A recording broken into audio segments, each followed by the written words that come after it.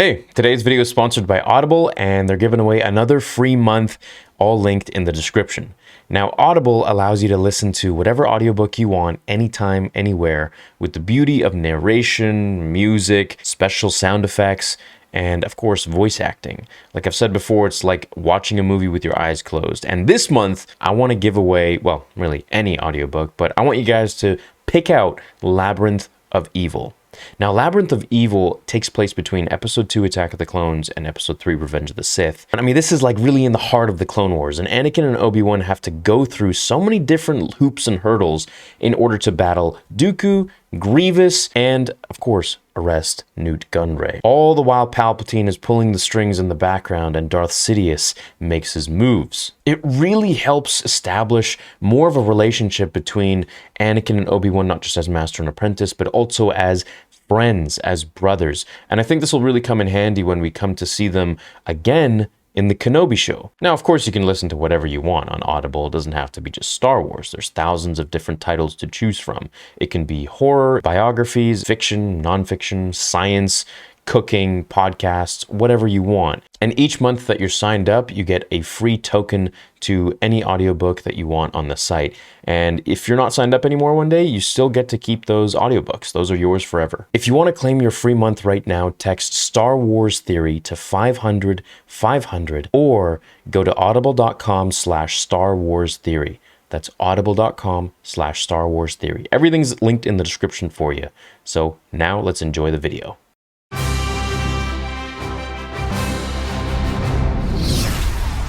In Revenge of the Sith, Obi-Wan went to Mustafar in Padme's ship to confront Anakin and defeat him, as per orders from Yoda. Yoda went to the Emperor to do the same and hopefully put an end to the Sith. Now, if it weren't for Anakin's arrogance, losing his fight with Obi-Wan, and if it weren't for Sidious unable to find Yoda to finish him off, the galaxy would be a different place for sure. No Jedi would have survived, and Padme would have been taken with Anakin to give birth to Leia and Luke. Things would surely look different. So let's check out today's fanfiction on what if Anakin beat Obi-Wan and Palpatine beat Yoda. "Don't try it," said Obi-Wan, as Anakin used the dark side of the Force to jump way over Kenobi's head and slice him into bits, sending him down the lava's riverbank. Anakin looked at what's left of his master, as he Force pushed the remains into the lava, burning away any last bit of love that was left for his former master and friend. The hatred swelled in him now. Anger was his ally,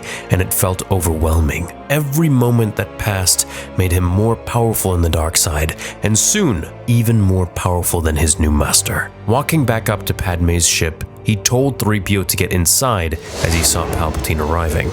As he grabbed Padme and took her in, he touched her head with his left hand as she began to move with her eyes closed, still delirious. "It's fine, my love. Everything is safe now." As he ran his hand to her pregnant stomach, feeling the life force of their child alive and well, Anakin's yellow Sith eyes faded into blue as he held his hand there. Meeting the Emperor at the entry of Padme's ship, a line of shock troopers leading to him created a path for Vader to walk down.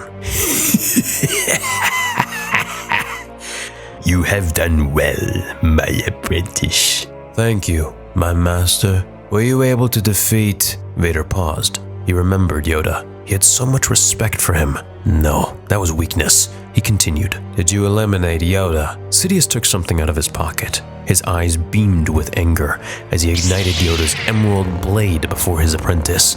As he levitated it in the air and observed it, this made Vader uneasy. "So powerful and so wise, yet no match for the true nature of the dark side." Whoosh! Sending Yoda's lightsaber into the lava far beyond Anakin's gaze, the Jedi Master's lightsaber melted and disappeared in the river of fire. "Rise, Lord Vader. The galaxy is now ours, and with it we shall bring peace and control to all, unlocking the secrets of everything." Vader stood up, towering over his powerful master. "Come, we must leave this place."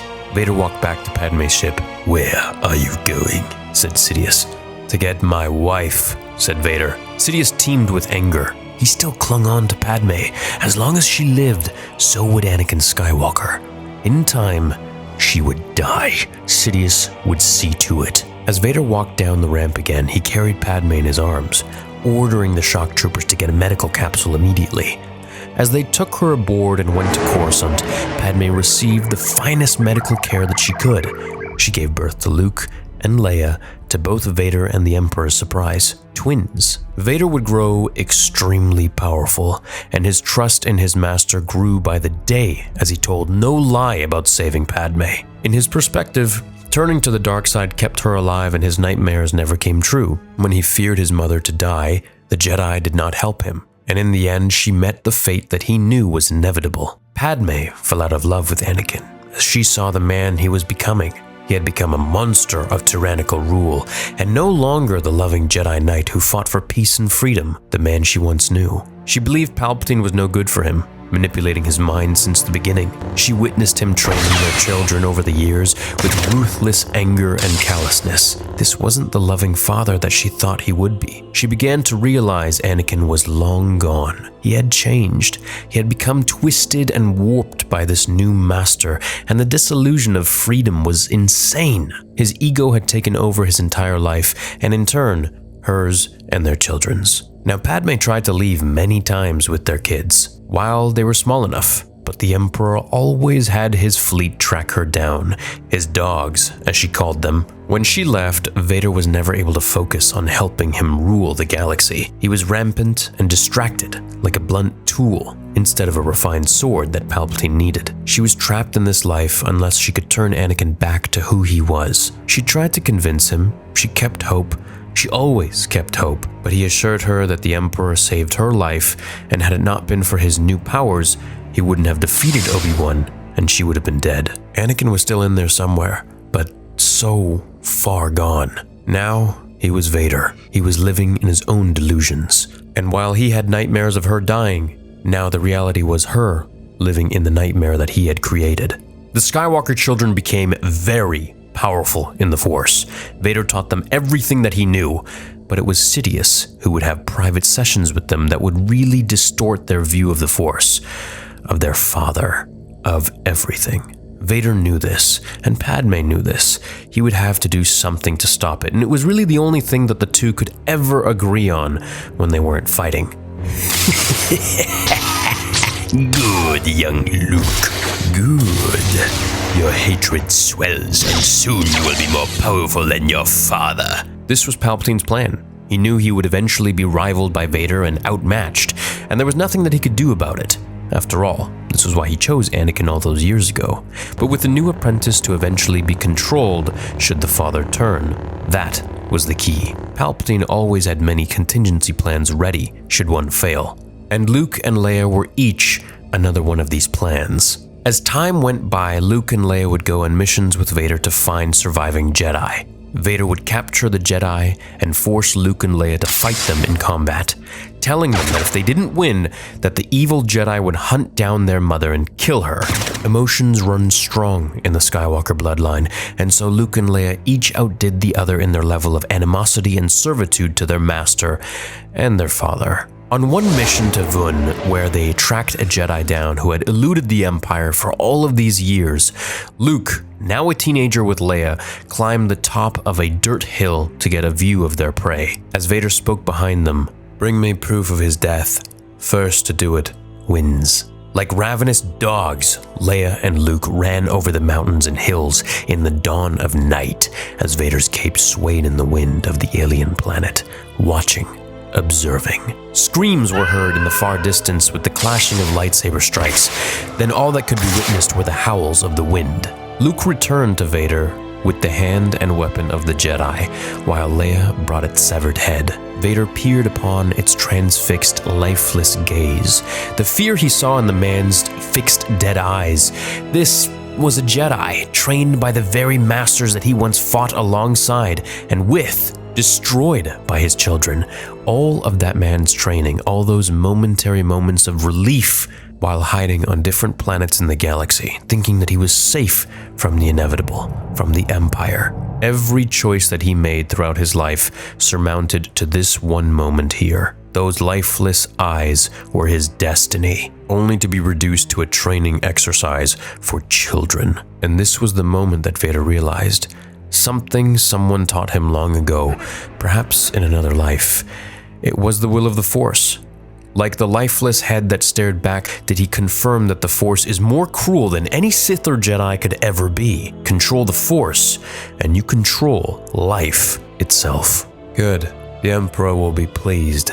Boarding their T-4A Lambda-class shuttle, they headed back to the Death Star. Palpatine had requested his apprentice. "What is thy bidding, my master?" as Vader knelt before Sidious. "How was their mission?" "There," Vader thought. "They did well, my master. They've acquired you gifts." "Summon them before me." "As you wish." Vader returned with Luke and Leia as they walked up to Palpatine's throne and knelt, raising their gifts above their shoulders as they uncomfortably bowed their heads to the Emperor.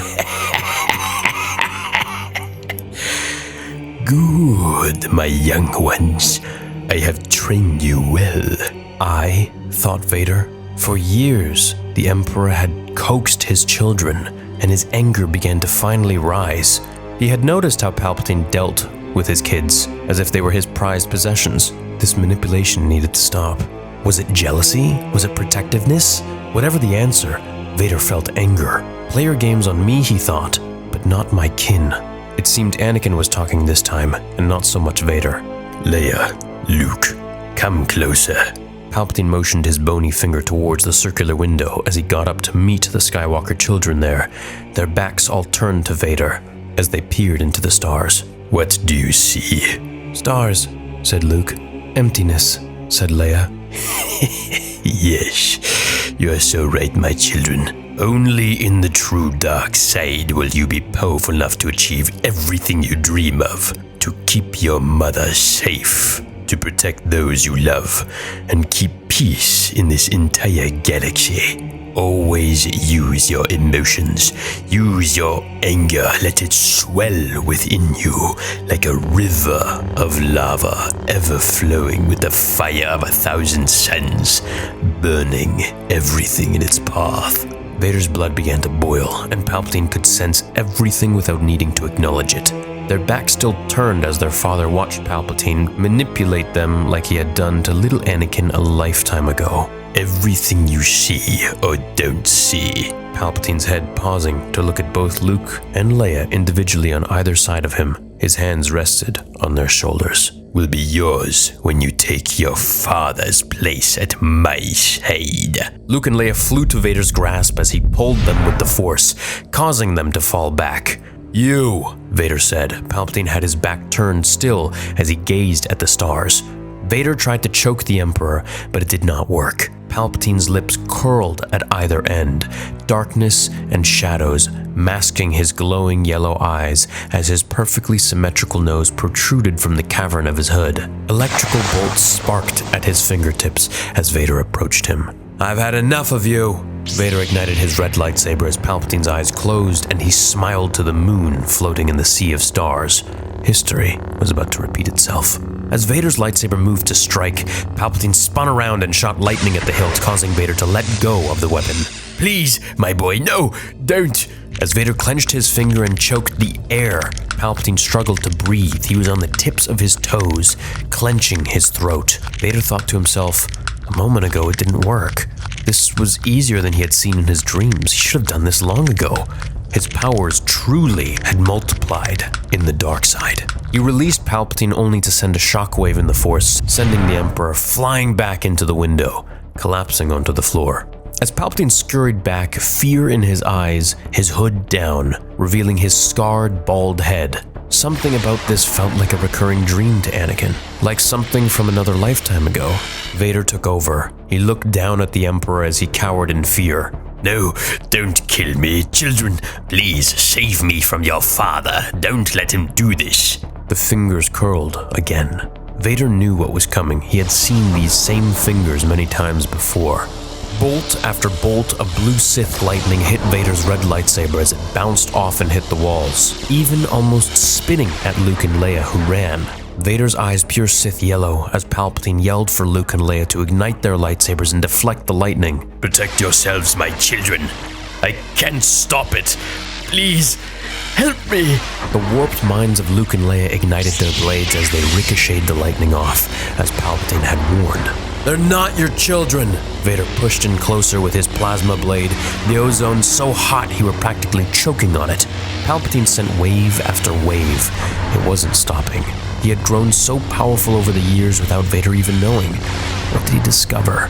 What did he keep from him? Sidious looked away as he was hit with his own lightning in the face, his robes beginning to smolder. It was happening. He was finally killing the Emperor. The royal guards ran in and were immediately thrown down the shaft of the reactor with a simple force push from Vader. "I'm dying," said Palpatine. The Skywalker children looked at one another. Their father was a madman. Palpatine had only shown them love and care, and now he was to be murdered in front of them. They screamed for their father to stop, and this only fed Vader's rage more. "You turned them against me," he thought. As Palpatine smirked, he said, "Please, children, help me. Your father is too powerful. I'm too old, too weak." Vader lost control. His anger crushed everything metal in the room. These games, they had ruined his life only to fulfill Palpatine's wishes and dreams. Anakin saw the red glow of two lightsabers behind him when his heart sank. "Let him go, Father. We need him." Anakin sheathed his weapon, stumbling back. He couldn't believe it.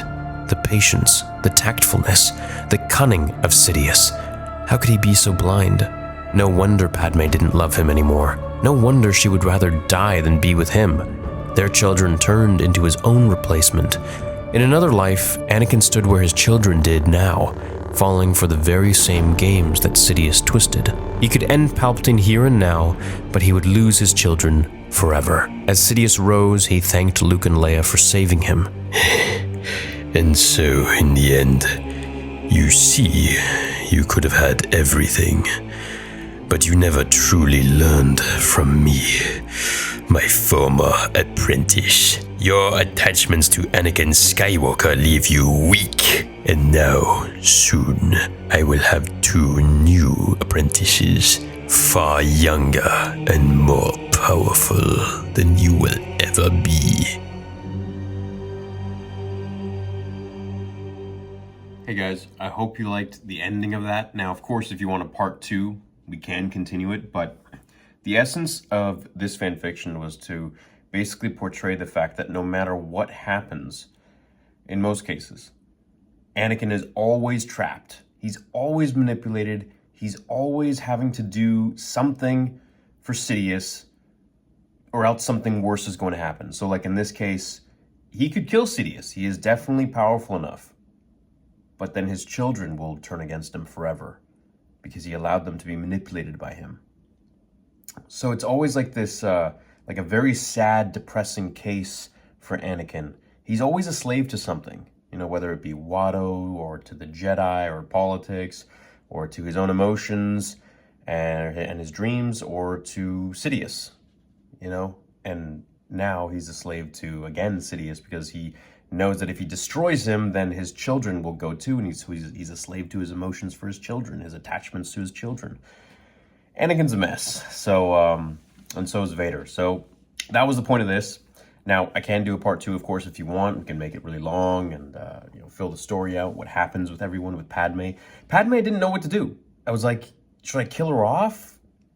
Or should I keep her alive? But if I kill her off, then Anakin will never really, Vader won't really be indebted to Sidious, because he's like, well, she died anyways, and I'm super powerful, so I could just do whatever I want. I'm just gonna kill him anyway. So it's, you know, I just kind of kept her alive, and like she can't escape because he just follows her, and so that's a bit tough. But maybe they could like team up in the next one. I don't know. You guys figure it out. Write it in the comments, and then we can go at it. So hope you enjoyed this one, and I'll see you in the next video. Leave a like if you did like it, and I'll see you in the next vid. Until then, remember, the Force will be with you always.